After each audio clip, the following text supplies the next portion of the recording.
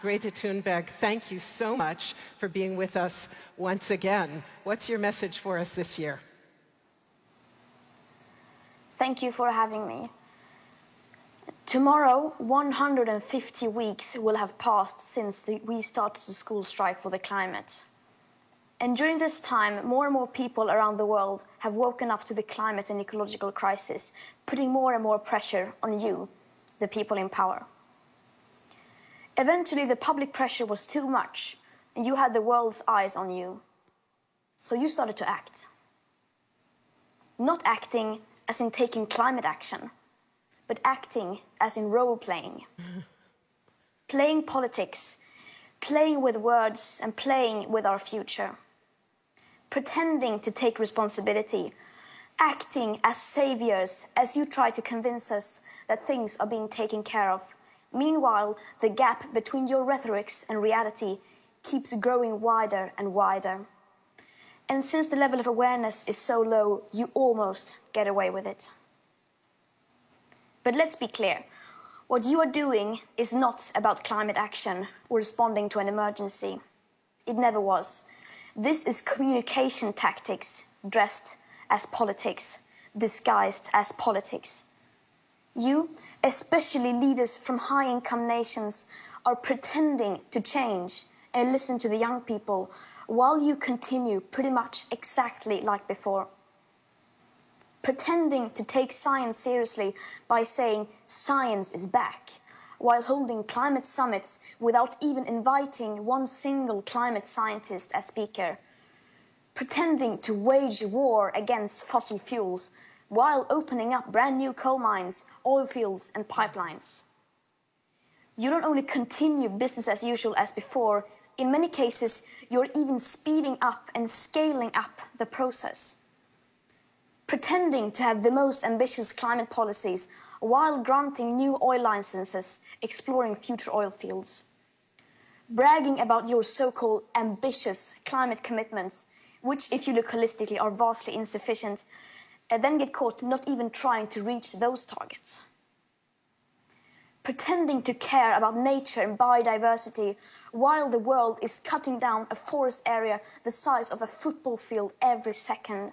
Pretending to be a climate leader while locking in a future common agricultural policy that will make the Paris Agreement impossible to reach. Pretending that you will build back better after the pandemic, even though astronomical sums of money have already been locked in, and not in green projects, whatever green means.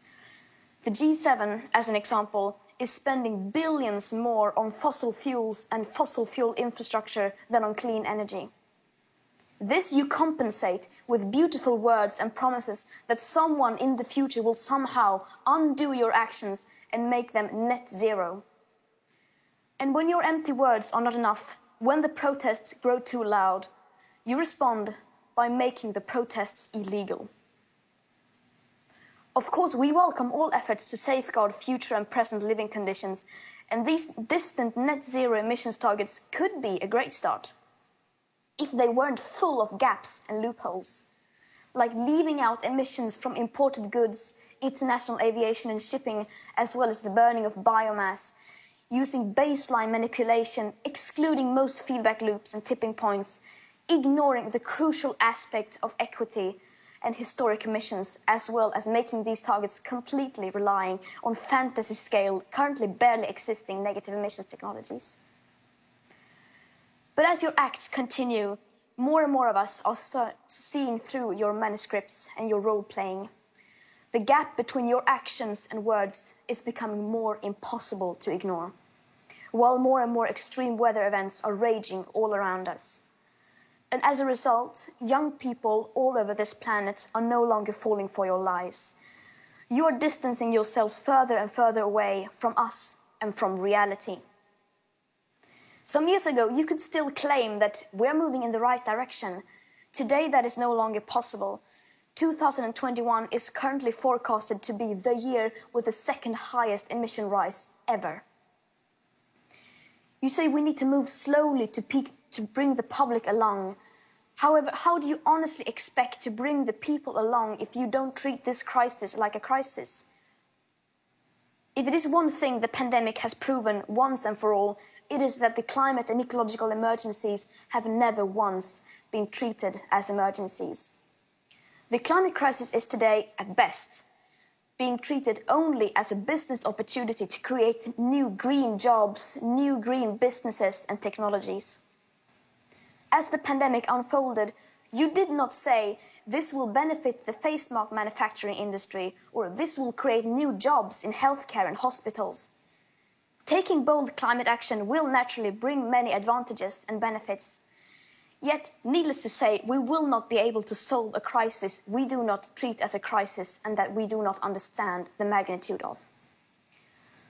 Perhaps playing a role helps you sleep at night, saying things just for the sake of it, because the words are in your scripts.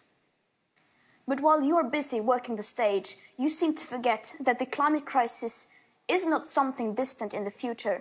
It is already taking so much from the most affected people in the most affected areas.